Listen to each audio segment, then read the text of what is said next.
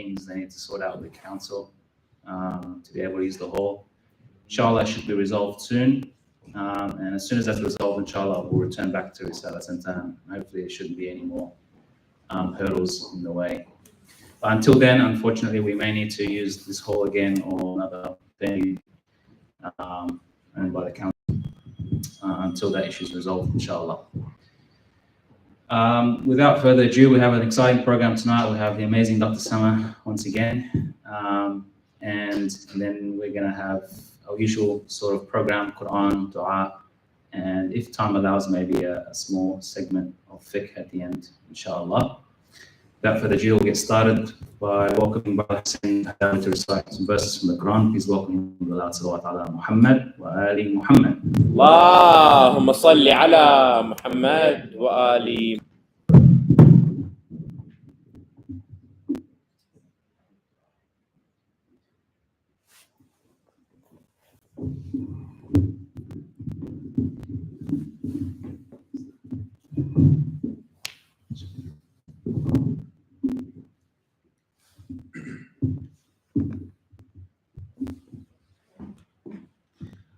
أعوذ بالله من الشيطان الرجيم.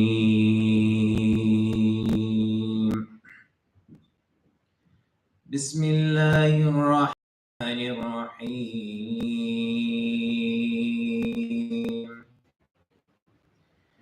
يسبح لله ما في السماوات وما في الأرض الملك القدوس العزيز الحكيم.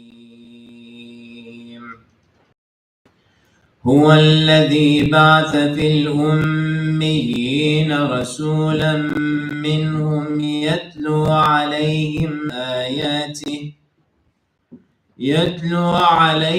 آياته ويزكيهم ويعلمهم الكتاب والحكمة وإن كانوا من قبل لفي ضلال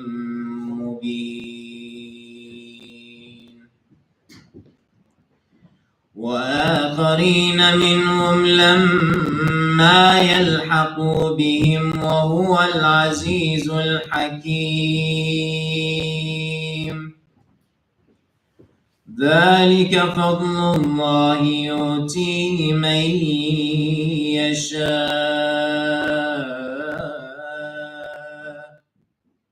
والله ذو الفضل العظيم.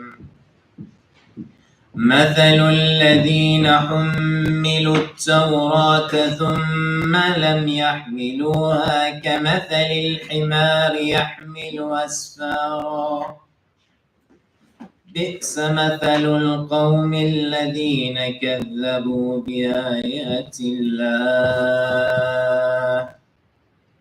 والله لا يهدي القوم الظالمين. قل يا أيها الذين هادوا إن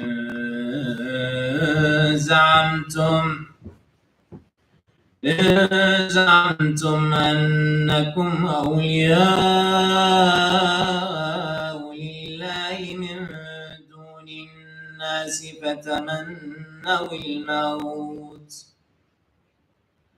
فتمنوا الموت إن كنتم صادقين ولا يتمنونه أبدا بما قدمت أيديهم والله عليم بالظالمين.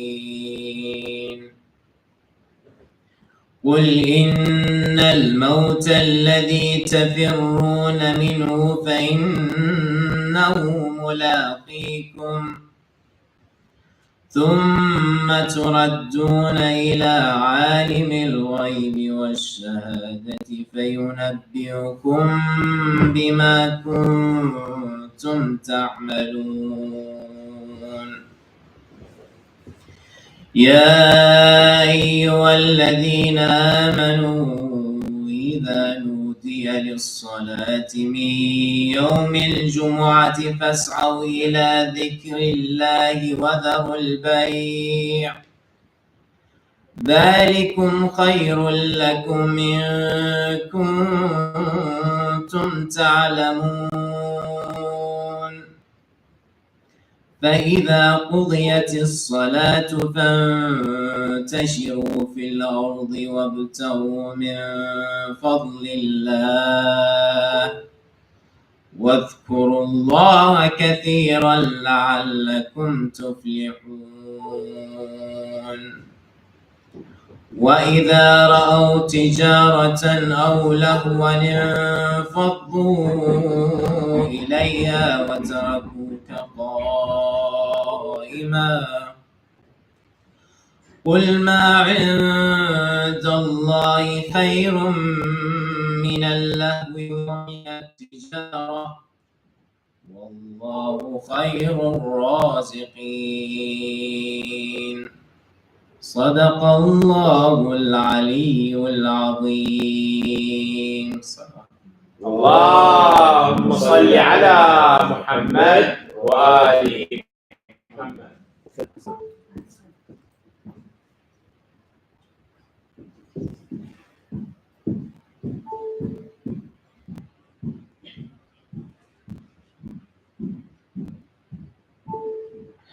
بسم الله الرحمن الرحيم.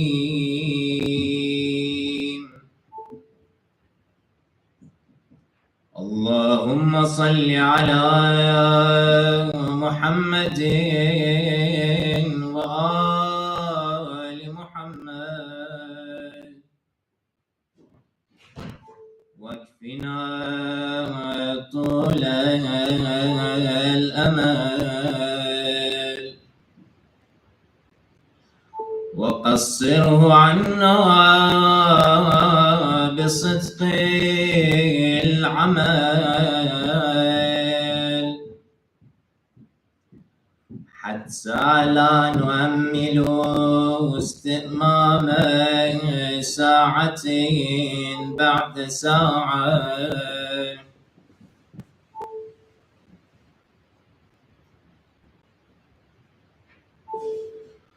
ولا استيفاء يوم بعد يوم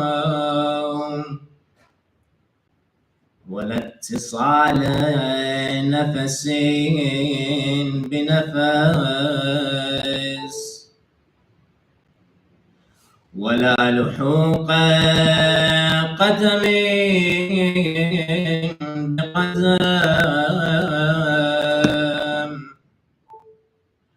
وسلمنا من غروره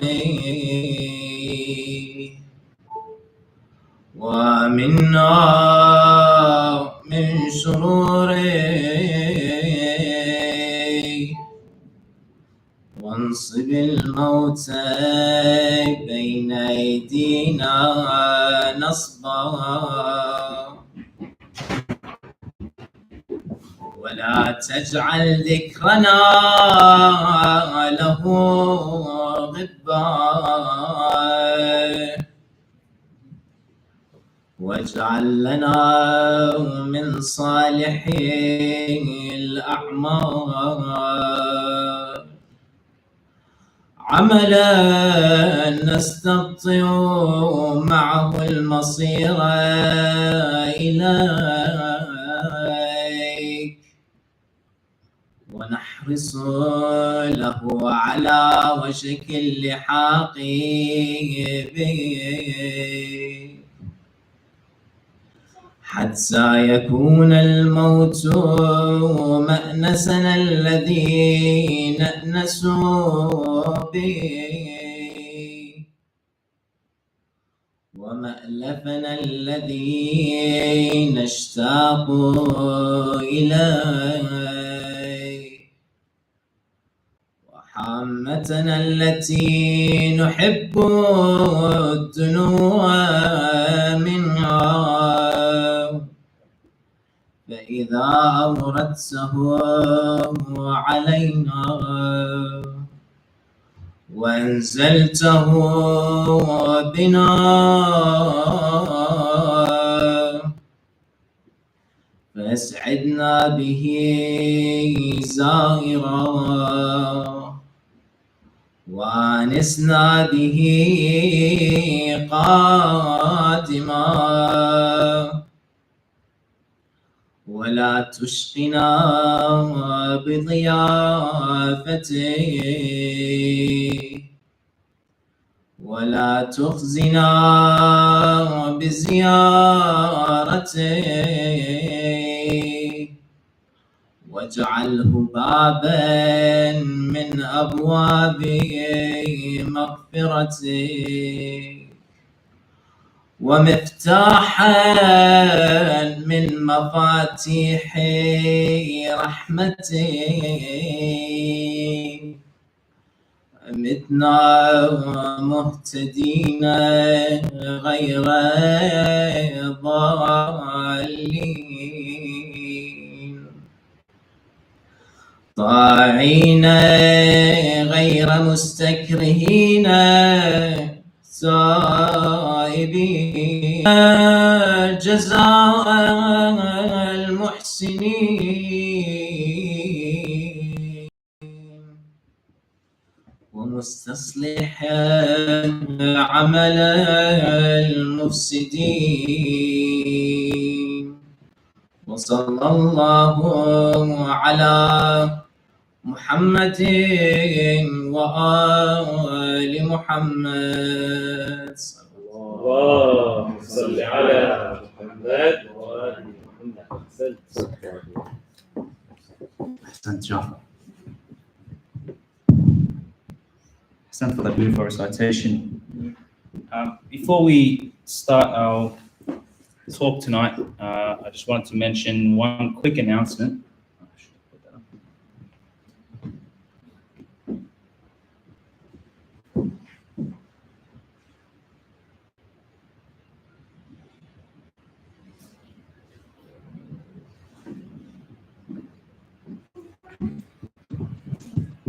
It's been a while since we finished our last book club, and alhamdulillah, there's been a lot of interest in getting our next book club up and running. So we wanted to announce that we're going to start our next book club with this book. It's called Muhammad, the World Changer by Muhammad Jabara. Essentially, it's a novel-style biography of the Holy Prophet, or seerah of the Holy Prophet, and it's a famous book. As the title suggests, it's an intimate portrait of this life of the Holy Prophet. And as you guys know, learning about the life of the Holy Prophet is very important, both for our faith and our community and our growth as mu'mineen. So we're going to read this book, inshallah, for next book club. Keep a lookout for the expressions of interest form. If you're interested in participating in the book club, open to men and women, and inshallah, it'll be a similar format to how we did it before. Sallallahu ala Muhammad wa ali Muhammad. اللهم صل على محمد وآل محمد. Now, Dr. Sama has blessed us with a very amazing announcement that she's actually not just going to do a talk tonight, but a series of talks titled The Leading Luminaries. So don't worry, you're not going to miss out on her talk on Sayyida Zainab. That will happen, inshallah, later on. But to kick off her series tonight, please join me in welcoming Dr. Sama Hadid to talk about Lady Khadija, the pillar for Prophethood, Muhammad wa ali Muhammad. اللهم صل على محمد وآل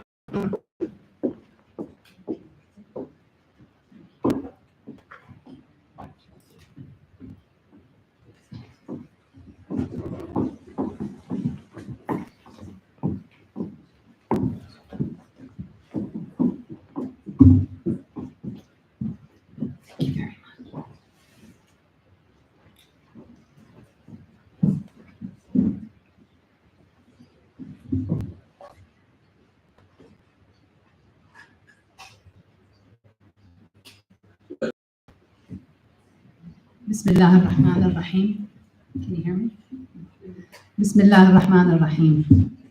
الحمد لله رب العالمين، بارئ الخلائق أجمعين، باعث الأنبياء والمرسلين، ثم الصلاة وأتم التسليم على حبيبنا وشفيعنا أبي القاسم المصطفى محمد اللهم صل على محمد وآل محمد وعلى آل بيته الطيبين الطاهرين. أما بعد، قال الله تعالى في محكم كتابه الكريم بعد أن أقول أعوذ بالله من الشيطان الرجيم: والذين يقولون ربنا هب لنا من أزواجنا وذرياتنا قرة أعين واجعلنا للمتقين إماما أولئك يجزون الغرفة بما صبروا ويلقون فيها تحية وسلاما. Brothers and sisters, Assalamu alaikum wa rahmatullahi wa barakatuh. I'm very humbled and honored to be amongst you. Thank you very much for making the time and effort to come out. Now, before we jump into our talk for tonight, just a quick note about the rationale behind this series that we are launching.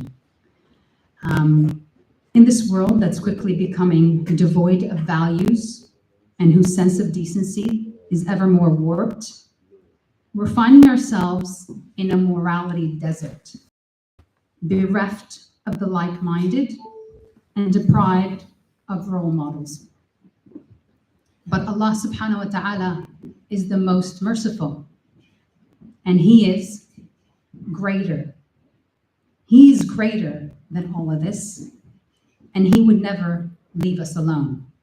In fact, He has never left us alone. The role models He has provided are beacons of light, guiding us in the past, guiding us in the present, and guiding us forevermore. We just need to open our eyes, acknowledge their presence, and accept their guidance. Shining a spotlight on these oft-neglected luminaries, these genuine role models and leaders, is the purpose of this series. It is, however, an extremely daunting task, as these are personalities more weighty than the mountains, and my abilities are highly deficient. But I ask Allah subhanahu wa ta'ala, the Almighty, to enable me to, in the very least, ignite the fire of curiosity and emulation in the heart of at least one believer towards these gems. He is the all-listening. He is the all-enabler. ربي اشرح لي صدري ويسر لي أمري واحلل عقدة من لساني يفقه قولي. And so, on this auspicious occasion of the blessed marriage of our holy prophet to the beloved Lady Khadija alayhi salam, I thought it was most fitting for us to dedicate the first part of this series to the magnificent personality that is Lady Khadija. We have done such a disservice to this giant of Islam, this pillar of prophethood, this foundational bedrock, this selfless, tireless, magnanimous soul to whom we owe so much to. We hope tonight is a drop in the vast ocean of rectifying this disservice. So we often look to fairy tales for love stories, completely overlooking the story of true love that is at the very heart of our beautiful religion. Their marriage was well and truly the greatest love story of all time. It is, however, no story. Indeed, it is as true as the sun rising from the east. So we begin. Khadija alayhi salam. This is how her lineage connects to that of the holy prophets, if we go back in their grandfathers. Khadija simply means premature. It is believed that she was born earlier than her due date, and so she was thought to be ahead of her time. And if we pay close attention to tonight, we will see that being Khadija, being ahead of her time, is very much the theme of her entire life. She was not just an exceptional woman, but an exceptional human, full stop. She was a CEO in her time. She was a very wealthy who owned a very large business that constituted a large proportion of the economy of Mecca. That, of course, is no place for a woman at that time. But of course, she was Khadija. Now, common to CEOs is harshness, boastfulness, self-centeredness, but not her. She was the complete opposite of all these things. She was known as the Princess of Quraysh. She was appealing in every sense of the word. And so she was what one would consider the most eligible bachelorette in Mecca. And so with these, it is mind-boggling. Time of Islam, she was known as At-Tahira, the pure. To be so wealthy, so beautiful, so eloquent, and to be able to have absolutely anything in the world. And for the time of Islam, where it was unheard of to have a pure person to begin with, for her to be known by that as her trait is absolutely astonishing. She was also Abrahamic.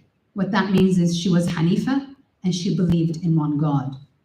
When she did tawaf around the Holy Kaaba, she did it to the one God. And it was also known that whenever she had any sort of news, whether it was good or bad, the first thing she would do is go and do tawaf around the Kaaba. Her connection with the one God was very much real from day one. Now, this purity links us back to when we read in the ziyarah of Imam Hussein alayhi salam, for example, أشهد أنك كنت نورا في الأصلاب الشامخة والأرحام المطهرة لم تنجسك الجاهلية بأنجاسها. I bear witness that you were a light in the lofty loins and the pure wombs. Well, the wombs we're talking about are the wombs of Khadija alayhi salam to begin with. Now, Khadija, in her business world, owned a caravan, and the business people of Mecca would have caravans going to Yemen and to Damascus based on whether it was summer or winter. And by the most conservative estimates, she had the equivalent of 1,000 camels. So that would be somebody who owns 1,000 trucks in today's day and age. So it is no mean feat. There are much, much larger estimates going up to 80,000 camels, but the most conservative is 1,000. So she was a mighty warrior in her time. Now, it was very customary for business people who had the wealth to employ someone who does not have wealth, but who will represent them in the business world. And so Khadija alayhi salam would often do this, but would find that they aren't always honest. And so she would not make as much profit as she ought to. And she had a helper by the name of Maysara. And one of the times that the caravan was going to Damascus, she decided to hire a young man by the name of Muhammad. Allahumma salli ala Muhammad wa ali Muhammad. This Muhammad did not possess much. He was an orphan, he was a shepherd, and he did not belong in the elite, in the wealth sense of the word. But she heard of him to be a Sadiq and al-Amin. She was very much looking for a trustworthy and honest person, and so she hired him. And she also asked Maysara to watch his doings during this travel. And so they went off to Damascus and came back. And for the surprise of Lady Khadija, her caravan doubled profits that she would have previously had. And Maysara's feedback was that this Muhammad is no ordinary man. He is very much a man of God. Any moment he has, he's off sitting under the tree, contemplating, thinking of God, thanking God. Every time he has a business deal, none of it would involve any sort of foul play. It was all very honest, yet he was able to, with his own character, be able to do business very well. And so all this feedback came back to Khadija alayhi salam. Now, if we look at her hiring this person who, we wouldn't consider to have the CV for this job, let us reflect a bit. How often do we judge people based on their social status or based on their educational background? How often do we write people off based on their non-character traits? We're taught now to not judge a book by its cover. There's lots of non-discrimination laws in hiring and firing. But in this instance, she was Khadija. She was ahead of her time. Now, marriage back then had nothing to do with love. It was purely out of necessity. A woman cannot get by without being married and having a man look after her. But of course, she was able to wait. She waited and wanted to find someone who was worthy. She rejected proposals from elites and aristocrats in Mecca. Some say even someone like Abu Sufyan, which was considered nuts at the time. That is not something you do. If you get that kind of marriage proposal, you pounce on it. And so let's reflect. How easy is it for us to say no to the most popular kids in school? How easy is it for us to say no to somebody who's successful in our workplace? How much easier is it to ride their popularity wave in the hopes of rising higher much quicker? But she was Khadija. Now, one of the times that she was doing tawaf around the Kaaba, a Jewish rabbi was speaking, and of course there was a lot of talk around that there is an awaited savior, an awaited messenger that is going to arrive. And this Jewish rabbi was telling the women, it is the lucky one who will be married to this man. And of course, this went into Lady Khadija's psyche and remained there. And that, along with Maysara's feedback from the caravan to Damascus, well, it made up her mind. This must be no ordinary man. This must be the awaited man. And so she was going to propose. So it was not the Prophet who proposed to Lady Khadija, but in fact the other way around. And Lady Khadija had a friend by the name of Nafisa, and she spoke to her about this. And she said, well, I am very much in belief that this is the right man, and there is no more right man than this. And so Nafisa went and spoke to the Holy Prophet and said, well, are you thinking about marriage? And he said, well, I don't have the means. And she said, well, what about if the means were taken care of?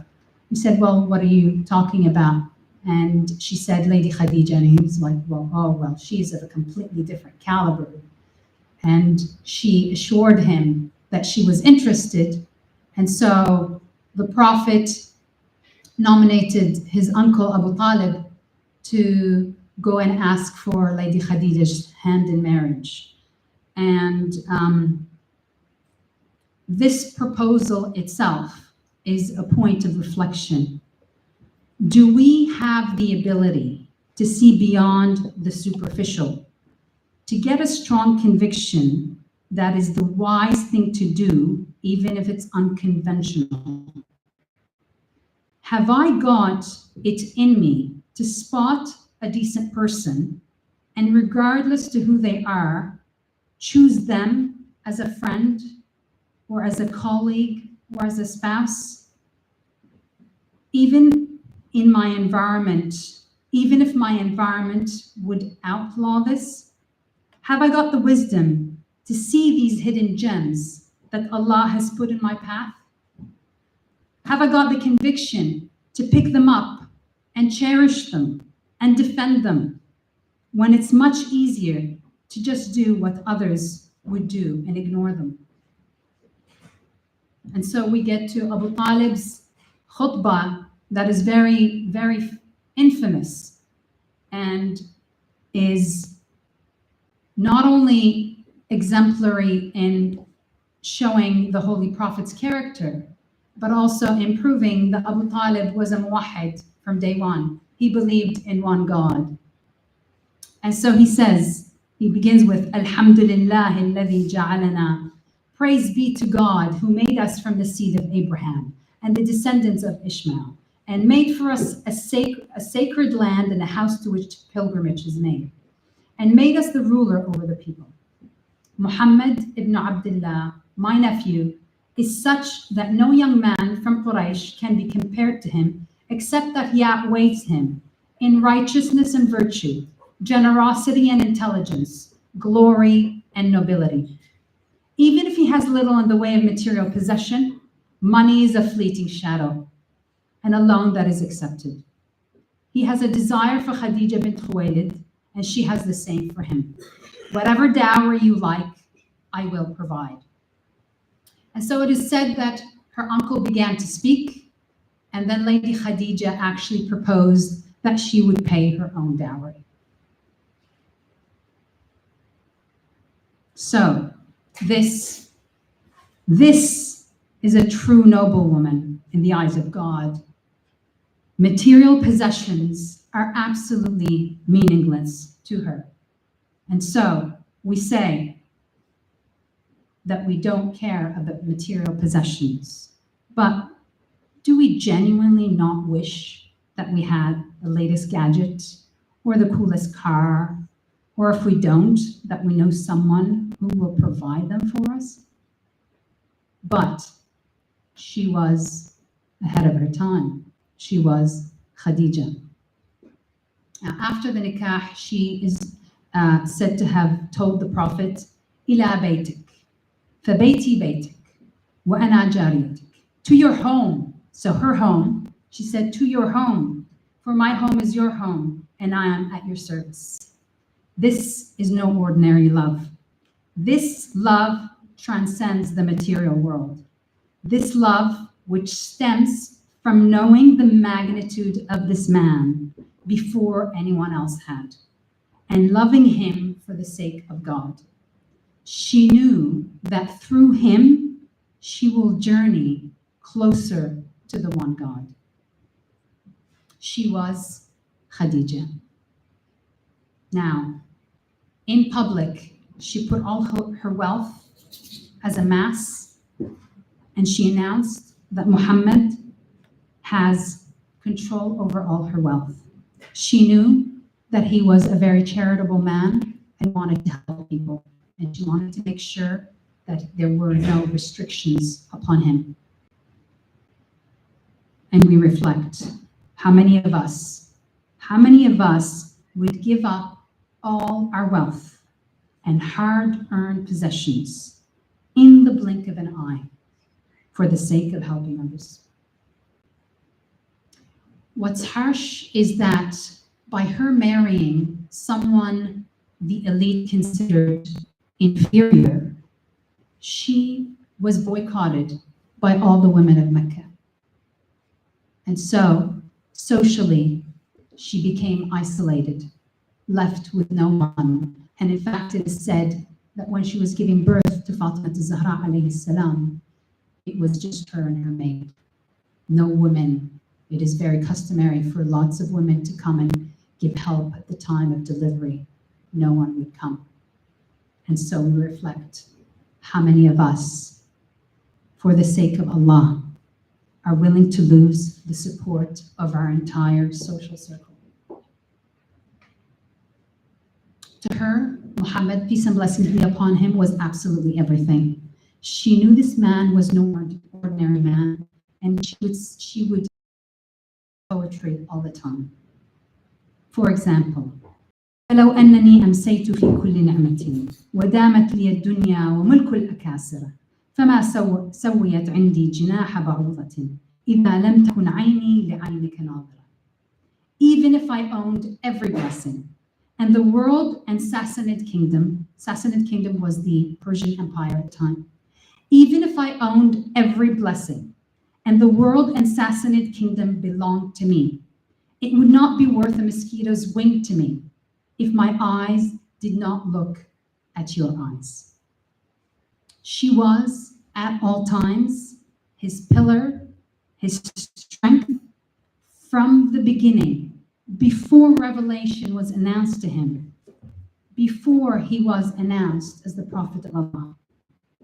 In fact, on his times that he would go up to Ghar Hira, the cave, and for those who have been blessed with a trip to Hajj or Umrah, they would know how difficult it is to hike up to that cave.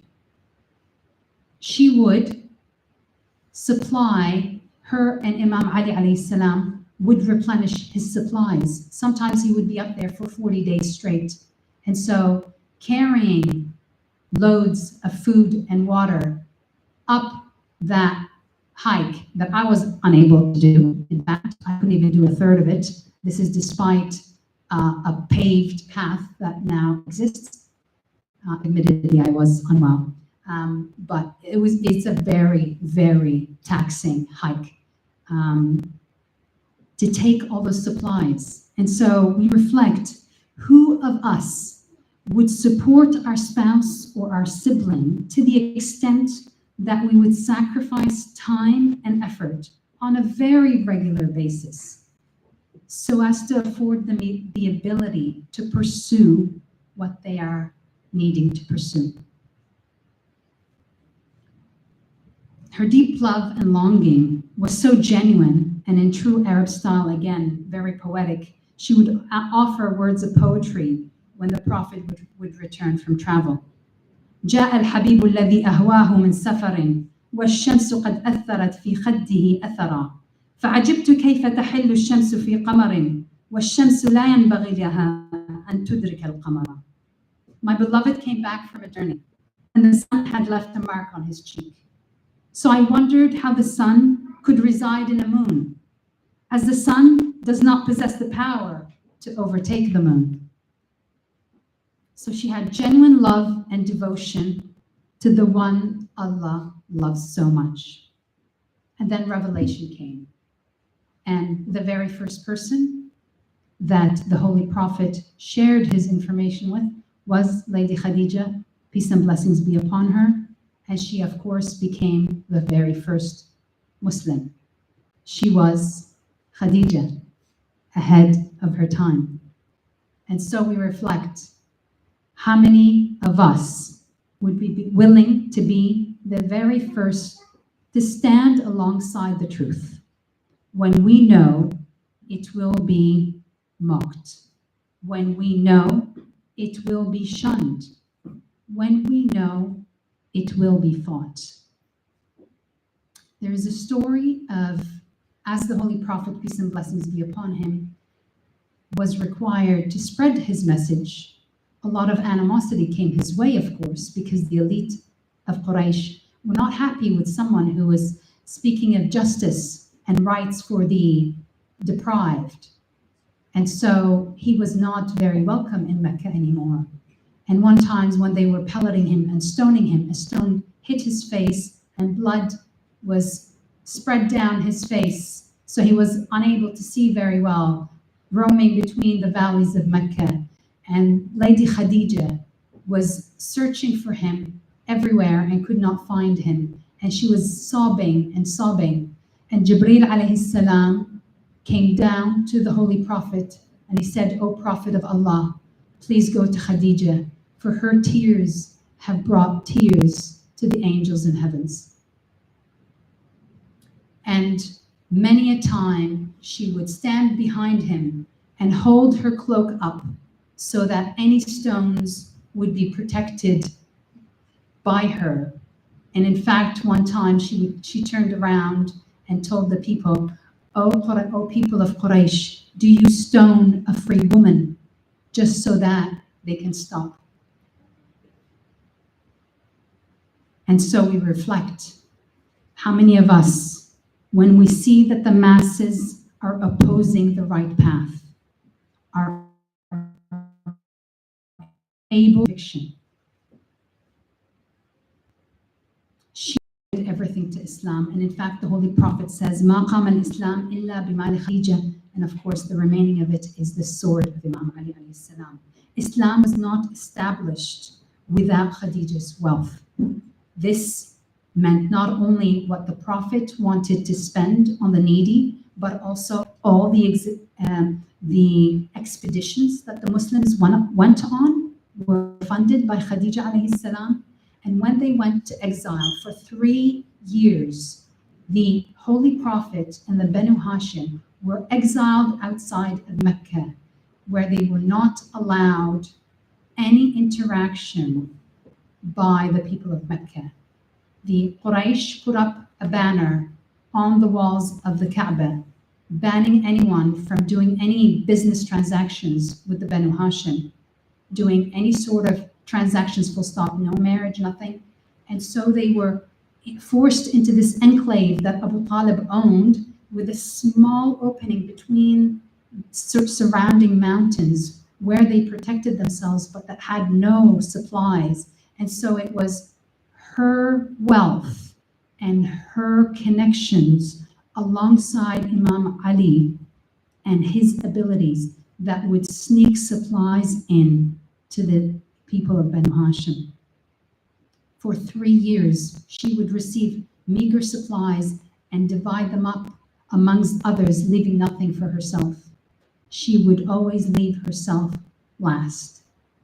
And so this, of course, caused a lot of weakness, and someone who is weak is prone to illness. And for 25 years, the Holy Prophet was married to Lady Khadija alayhi salam, and in that time, he did not take any other wife. 25 years of monogamous marriage. And Allah subhanahu wa ta'ala says, أعوذ بالله من الشيطان الرجيم لا يستوي منكم من أنفق من قبل الفتح وقاتل أولئك أعظم درجة من الذين أنفقوا من بعد وقاتلوا وكلا وعد الله الحسنى. Those who spent their wealth and took part in fighting before the victory cannot be equated with those who spent their wealth and took part in the fighting afterwards. They are higher in rank than those who spent and fought afterwards. But to each Allah has promised a good reward. So people who come afterwards, after all that Lady Khadija sacrificed, it is impossible, absolutely impossible for anyone to come anywhere near her magnificence.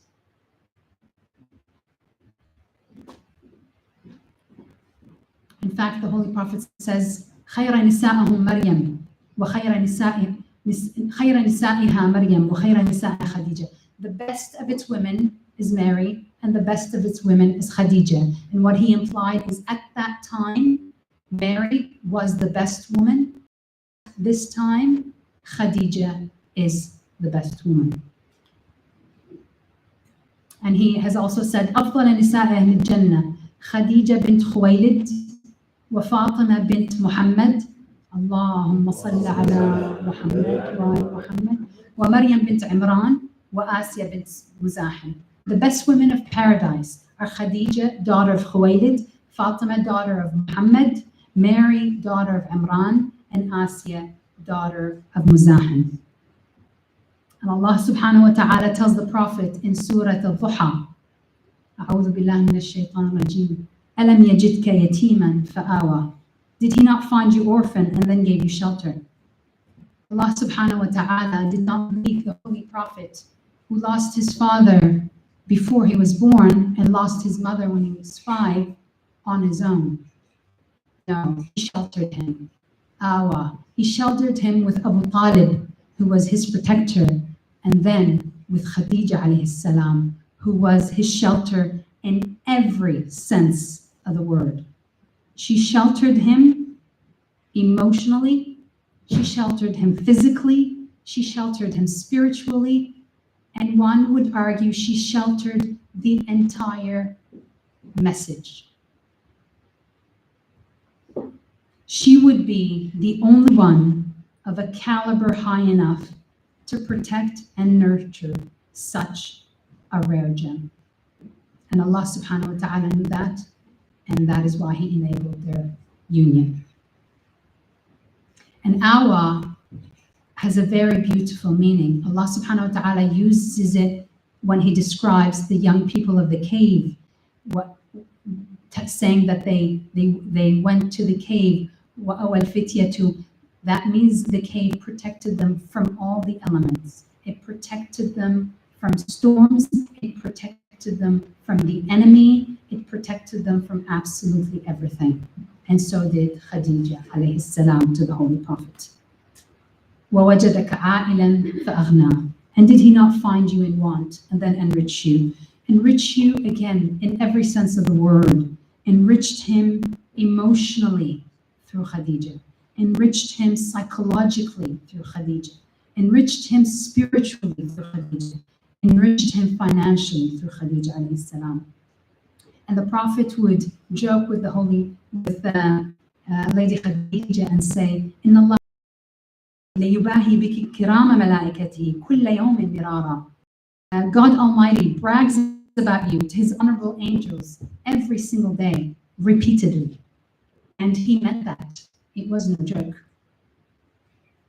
And one of the times that Jibreel descended on the Holy Prophet, he told the Holy Prophet, فَقْرَأْ عَلَيْهَا السَّلَامَ مِنْ رَبِّهَا وَمِنِّي وَبَشِّرْهَا بِبَيْتٍ مِنَ الْجَنَّةِ مِنْ قَصَبٍ لَا صَخَبَ فِيهِ وَلَا نَصَبٍ. O Prophet of Allah, give Khadija salam her Lord sent upon her, and give her salams from me, and give her good tidings of a home in paradise made of pearls, in which there is neither noise nor fatigue.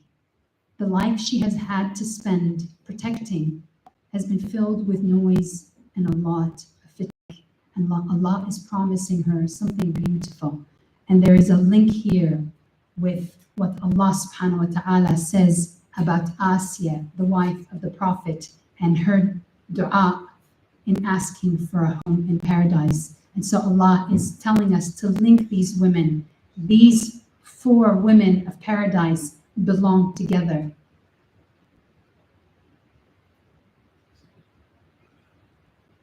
صلوا على محمد وآل محمد. اللهم صل على محمد وآل محمد. And when the Prophet told Lady Khadija, إن الله هو السلام وعليك السلام وعليك السلام. Allah is salam, and upon Jibreel is salam, and upon you is salam. She was so wise, she knew that you do not send salam to Allah subhanahu wa ta'ala, for He is salam itself. Elsewhere, the Holy Prophet says, إِنِّي رِزُقْتُ حُبَّهَا. I was blessed with her love.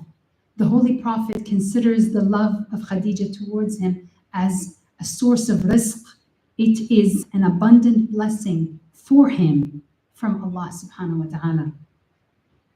Now, all the malnutrition and the sickness unfortunately took hold.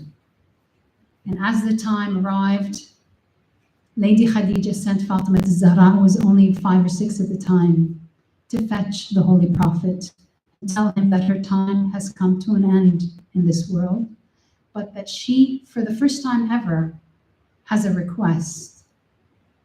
Now, everything she had given this woman of wealth was left with just the cloth on her body and a sheepskin to lie on. And so she was thinking of how she is going to move on from this world and transcend to the next without a shroud. And so she asked the Holy Prophet if he would give the cloak that he wears, and he's known to wear everywhere, as a shroud that she can be covered with when she passes away. The Holy Prophet's words at her sickness: we must go through calamities, and the Holy Prophet knew that very well. Her first will was, please forgive me for my shortcomings. This is Lady Khadija, who has expended absolutely everything to the point where she had no shroud, asking for forgiveness for her shortcomings from the Holy Prophet. And her second will, she points at Fatima alayhi salam, and she says, take care of Fatima, and please do not allow the women of Quraysh to hurt her.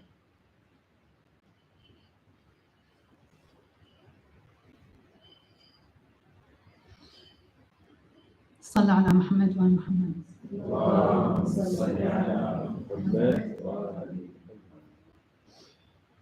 And so, this ayah beautifully summarizes Lady Khadija's life. أعوذ بالله من الشيطان الرجيم إن الذين قالوا ربنا الله ثم استقاموا تتنزل عليهم الملائكة ألا تخافوا ولا تحزنوا وأبشروا بالجنة التي كنتم توعدون. Those who say Allah is our Lord and then remain steadfast, upon them descend angels and say, do not fear, do not grieve, and receive good tidings of paradise which you were promised.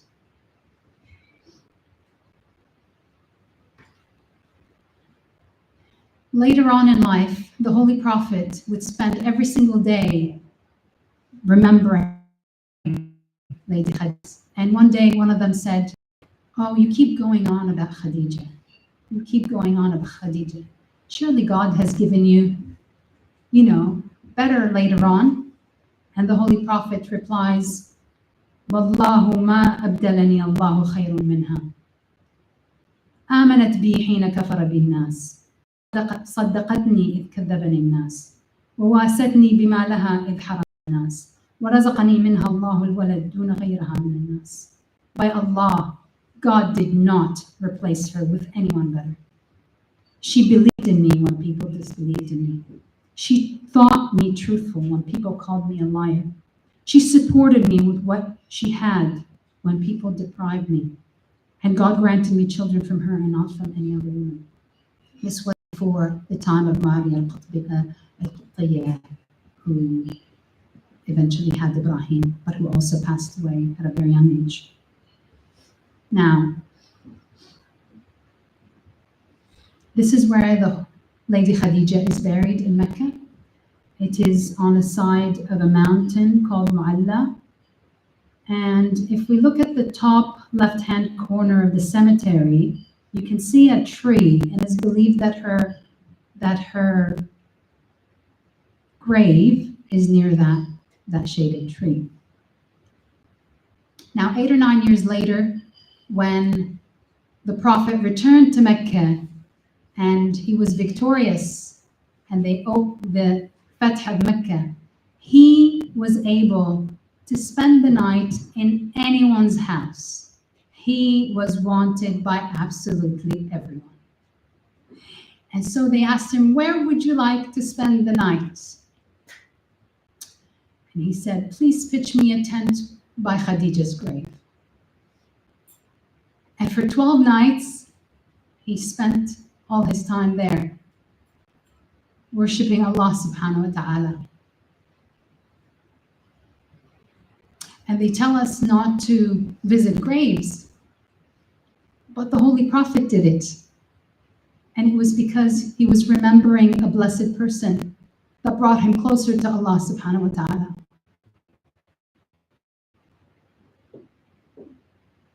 She, a lady of paradise, and a mother to a lady of paradise. She is the only person in existence to have that accolade.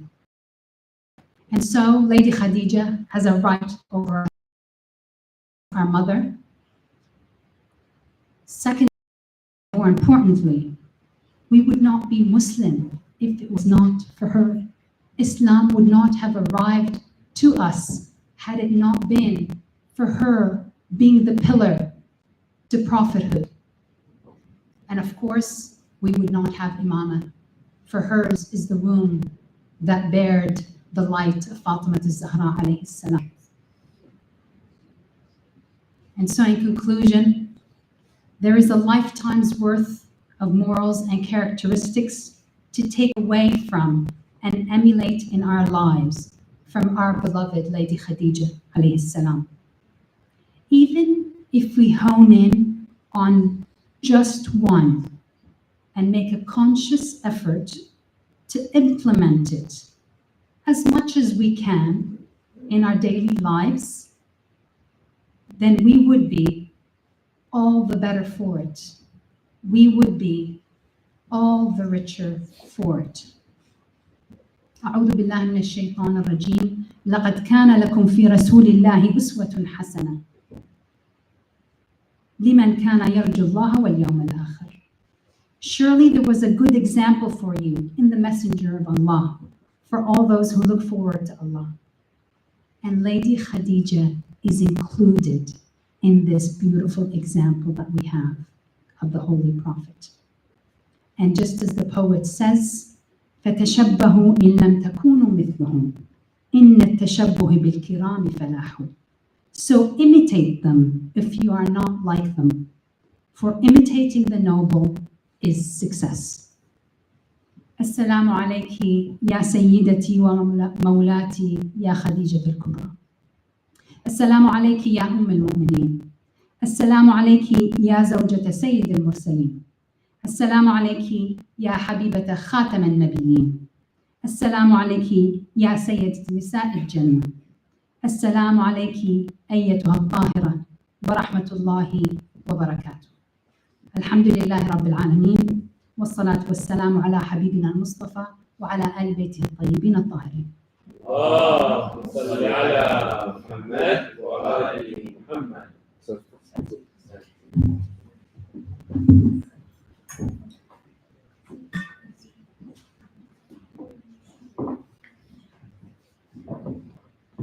Thank you so much.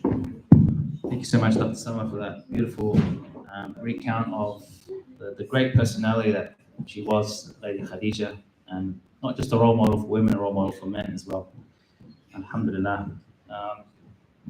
While dinner is warming up, we're going to have a short, we haven't found a nice name for it yet, but we're just going to call it Fiqh Bites for now. Short 5-minute segment discussing some matters relating to our Islamic law. And the topic tonight will be on Tahara, presented by our brother Amir. Please welcome him to the Salawat ala Muhammad wa ali Muhammad.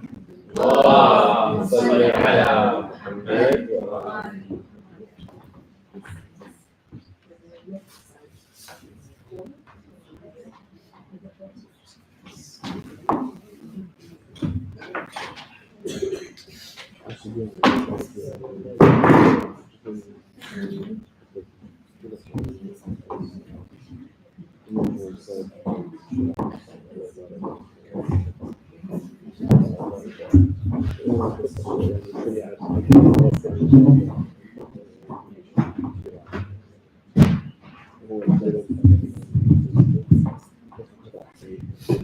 صلوا على محمد وآل محمد. اللهم صل على محمد وآل محمد.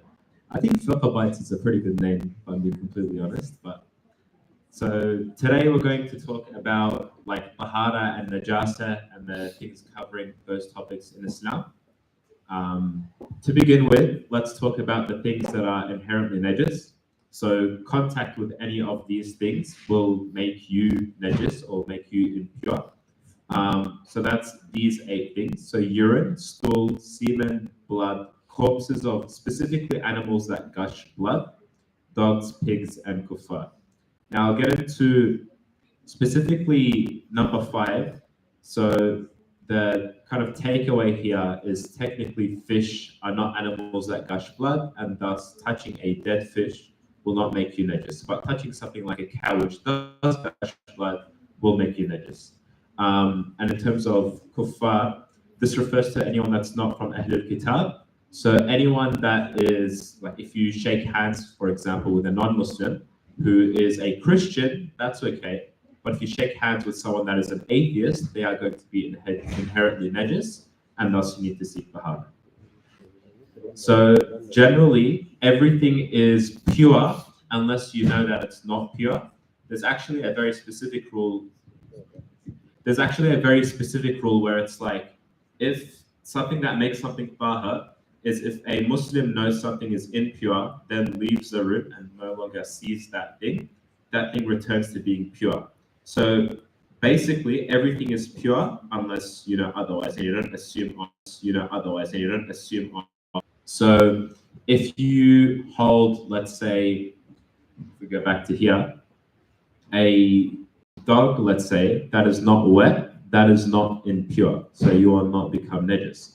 But if you grab a dog that has run through a puddle and is wet, then you are now impure. So, impurity is only going to transfer through wetness. So if you touch something dry, it should be okay. Now, when greeting others, we talked about this one already, but if you do not know someone's religious background, you can assume that there is tahara in this case, and you can shake their hands. So you don't need to ask, after you shake someone's hand, you go, actually, just to make sure what do you believe in? You don't need to do any of that. But if someone is shaking your hand, you can assume that they are tahara unless you know otherwise. Again, you always err on the side of purity rather than impurity. And in terms of alcohol specifically, because we know that there is ethanol or alcohol in a lot of our other things that are not just wine and beer. So medicines, perfumes, etc., all contain ethanol. However, that is not impure. Specifically, what is impure is wine and beer and other kind of alcoholic beverages. That is impure. Touching that will make you not tahar. But if you're touching perfume, you're fine. Now, we know how we can get impure. How can we now go back to purity in order so that we can pray and do the things that we need to do? So our most easy method is going to be water. Water is the most easy and go-to kind of thing that can make us pure. There's a couple rules on the water before we can kind of accept it as something that has purified us. We'll come to Qur water in a second. I think the very first one to think about is mixed water. So the water that purifies you cannot be mixed water. It has to be something that is just only water. So soapy water will not make you tahar. Rose water will not make you tahar. Ayatollah Sistani specifically always adds watermelon water. That will not make you tahar. But any mixed sort of water will not make you tahar. You need to use pure water. Now, the concept of Qur water is a bit of a complicated one. Basically, water is pure and will stay pure even if you drop something in that water. So if there is a bit of pee that has fallen into some Qur water, the Qur water will continue to be clean. And this is the reason why, for example, a lake is still clean even if, for example, an animal dies on the side of the lake. So Qur is an amount of water that equates to about 384 liters. To put that into perspective, that is a 4 meter by 1 meter by 1 meter bathtub, for example. Not that that would be big enough to fit in, but that's kind of what a Qur size is. So anything like a pool, some like water from a water tank would probably be considered ma' Qur. Now, for ma' Qur to still be remaining pure, if something falls in it, let's say you have a swimming pool in your house and you want to know, can I use this water for doing wudu, for example? If you drop something in there, let's say you have a 5-year-old and the 5-year-old decides, you know what, I'm going to pee in this water. If the water changes color, smell, or taste, that water or that area that has changed color, smell, or taste is no longer pure. However, the water itself should remain pure unless it has changed in color, water, smell, or taste.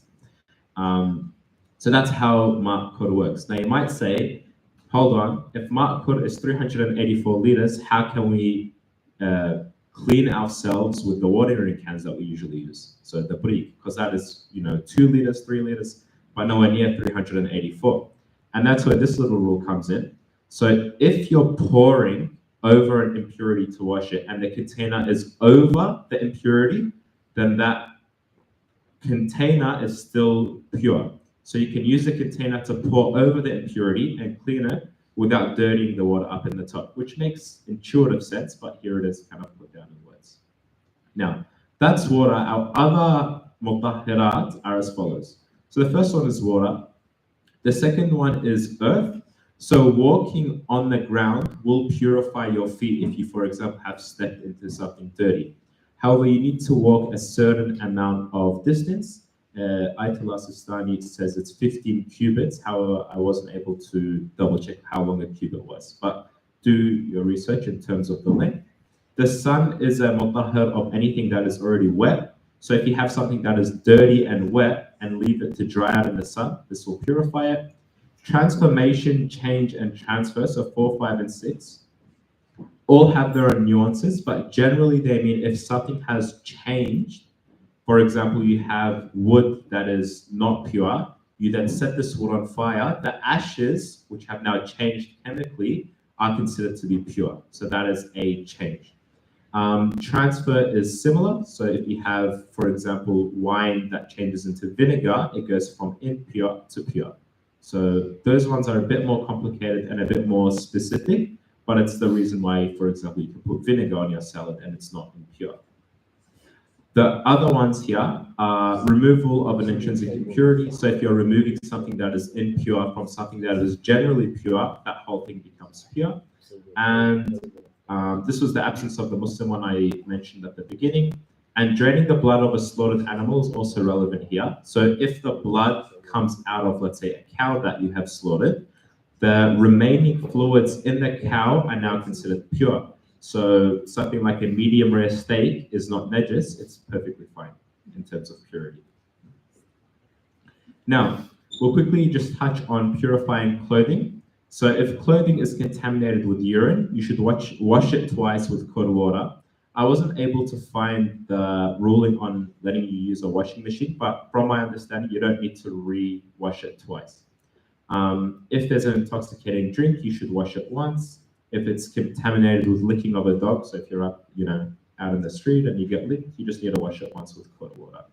You can again wash with qaleel, but you need to wash it more than just once. So there were examples where you had to wash things 3 times, but again, you have to refer for the specific cases or use a tap, use maikur, and not worry about all the specifics. And in terms of your hands, you should wash them twice. So if something is dirty with urine, you should wash it twice. If any part of your body is contaminated with an intoxicant, you should wash it once. And if anything is dirtied with the licking of a dog, it should be washed once with cold water. And that is it. Sallu ala Muhammad wa ali Muhammad.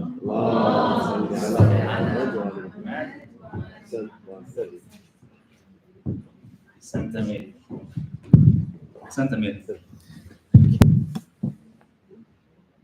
That was a crash course on Tahara.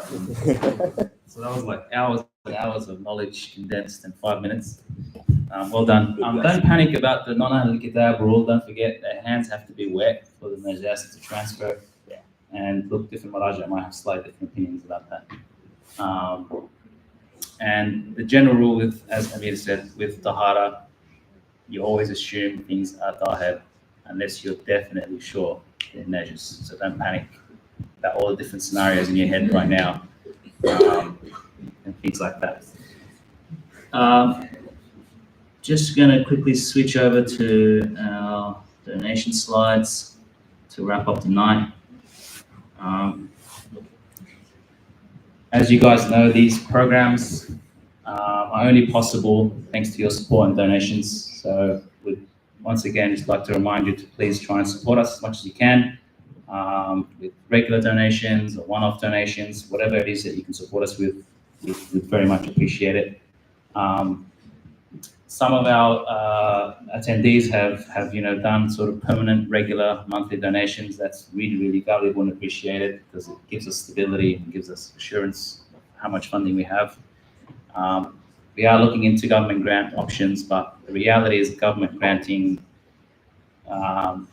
only works for specific tailored programs that they want. You can't use a government grant to pay for a scholar to come and do Shahr Ramadan here because that money is not really, it's not like a proper business transaction. So look, a lot of our expenses are going to have to rely on support from the community, inshallah. So please continue to think of us and support us so that we can continue to bring you new and exciting programs, inshallah.